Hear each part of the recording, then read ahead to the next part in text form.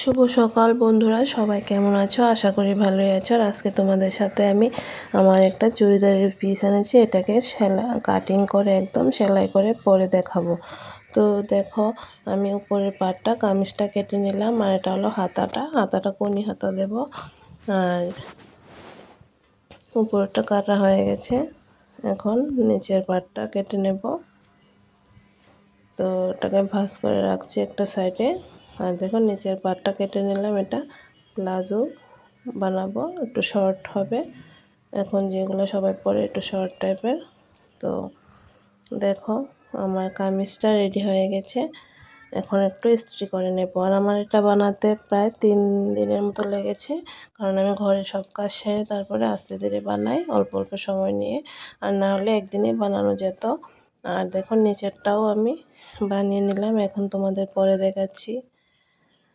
তো আমার ভালোভাবে ফিট হয়ে গেছে, তো দেখো পরে নিলাম। আর এই পিসটা আমার 350 টাকা নিয়েছে। তো আমি বানিয়ে নিলাম। তো তোমাদের কীরকম লেগেছে জানাবে সবাই কমেন্টস করে। তো আবার দেখা হবে একটা নতুন কিছু নিয়ে।